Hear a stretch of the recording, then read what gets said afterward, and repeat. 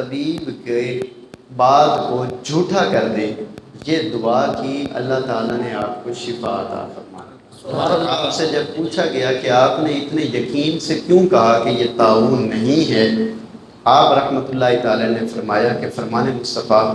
صلی اللہ تعالیٰ علیہ وآلہ وسلم ہے، جو شخص کسی مصیبت زدہ کو دیکھ کے یہ دعا پڑھ لے، الحمدللہ الذی عافانی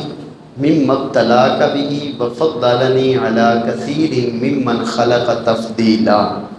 فرمایا کہ جو کسی مصیبت زدہ کو یا بیماری والے کو دیکھ کر یہ دعا پڑھ لے تو اللہ کے رسول صلی اللہ تعالیٰ علیہ وآلہ وسلم نے فرمایا کہ وہ شخص اس بیماری اور مصیبت سے محفوظ رہے گا۔ بے شک بے شک۔ فرمایا اس لیے میں نے کہا کہ یہ بیماری مجھے نہیں ہو سکتی کیونکہ میں نے بیمار کو دیکھ کر یہ دعا پڑھ لی تھی۔ اتنا کامل یقین ہمیں بھی چاہیے، یہ دعائیں یاد رکھیں، وقتاً فوقتاً پڑھتے رہیں۔ اگر کسی مریض کی عیادت کے لیے گئے ہیں وہاں پڑھی جا سکتی ہے الحمدللہ الذی عافانی، تمام تعریفیں اللہ کے لیے ہیں جس نے مجھے عافیت عطا فرمائی ہے اس بیماری سے کہ جس میں اللہ نے تجھے مبتلا فرمایا ہے، وفضلنی علی کثیر ممن خلق تفضیلا، اور اللہ نے مجھے فضیلت عطا فرمائی ہے بہت ساری مخلوق پر جس کو اللہ نے پیدا فرمایا۔ یہ صحت ہونا، یہ سلامتی ہونا، یہ آنکھوں کا ہونا، ہاتھ پاؤں کا ہونا، چل لینا، آپ بتائیں کہ یہ کتنے سارے لوگوں پر فضیلت نہیں کہ جن کے ہاتھ نہیں ہوتے، جن کے پاؤں نہیں ہوتے، جن کی آنکھ نہیں ہوتی، جن کا جسم سلامت نہیں ہوتا، تو بہت سارے لوگوں پر اللہ نے ہمیں دنیا میں فضیلت عطا فرمائی ہے۔ آپ رحمۃ اللہ تعالی نے فرمایا کہ اس لیے مجھے یقین تھا کہ میں نے طاعون کے مریض کو دیکھ کر یہ دعا پڑھی تھی، لہٰذا اللہ تعالیٰ کبھی اپنے حبیب کے فرمان کو جھوٹا نہیں فرمائے گا،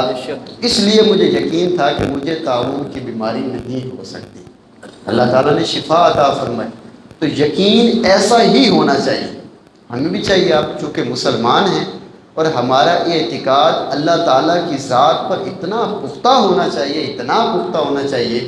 کہ کوئی دنیا ادھر کی ادھر ہو جائے لیکن ہمارا یقین بالکل اپنی جگہ سے نہ ہٹے۔ جیسے ہم نے اللہ تعالیٰ کو بغیر دیکھے ایمان لائے، ایمان والوں کا اللہ تعالیٰ نے قرآن کریم میں پہلے پارے کے اندر جو تذکرہ فرمایا، الذین یؤمنون بالغیب، کہ وہ ایمان والے ہیں کہ جو اللہ کو بغیر دیکھے ایمان لے کے آئیں۔ تو جب ہم نے اللہ کو دیکھا ہی نہیں ہے اور اللہ کی ذات پر ایمان رکھتے ہیں، ایسا ہی ایمان رکھنا چاہیے کہ جیسا کہ صحابہ کرام اور اولیاء کرام کا ایمان۔ وہ لوگ حدیث مصطفیٰ پر اور قرآن پر ایسا یقین رکھتے تھے کہ کبھی ہمیں کچھ نہیں ہو سکتا، جو اللہ نے فرما دیا وہی ہو کے رہے گا، اس کے علاوہ کچھ نہیں ہوگا، بندے بھی کسی کا کچھ نہیں بگاڑ سکتے۔ دوسری بات، امام اہل سنت اعلیٰ حضرت رحمۃ اللہ تعالی علیہ، آپ کے زمانے کے اندر جو زمانہ گزرا ہے پچھلی صدی، بالخصوص کفار مشرکین کی اسلام کے خلاف سازشیں، بد مذہب اور برے عقیدے کے لوگوں کی اللہ تعالیٰ کی شان میں گستاخیاں اور بے ادبیاں، اسی طریقے سے شان نبوت کو گھٹانا، اللہ نے جو منصب رسالت عطا فرمایا ہے اس کو کم کرنا، اس طرح کے بہت سارے معاملات تھے۔ اعلیٰ حضرت رحمۃ اللہ تعالی علیہ حج کے موقع پر جب مکہ شریف کے اندر تشریف لے کے گئے تو وہاں کے علماء کرام نے اعلیٰ حضرت رحمۃ اللہ تعالی علیہ کو عرض کی کہ علم غیب کے حوالے سے آپ کا کیا موقف ہے؟ آپ رحمۃ اللہ تعالی نے فرمایا کہ میں آپ کو کچھ دیر کے بعد جواب دوں گا۔ اب چونکہ وہ دور ایسا نہیں تھا کہ کتابیں بھی ہوتی، کمپیوٹر، لیپ ٹاپ، نیٹ وغیرہ، ایسا کچھ بھی نہیں تھا۔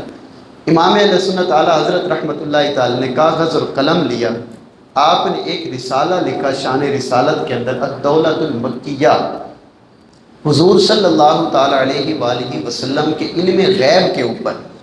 چنانچہ یہ رسالہ جب وہاں کے علماء شافعیہ، علماء مالکیہ اور ان کے سامنے گیا تو اشش کر اٹھے کہ آپ نے سینکڑوں دلائل وہ دیے کہ جس میں اللہ تعالیٰ نے حضور کو علم غیب عطا فرمائی۔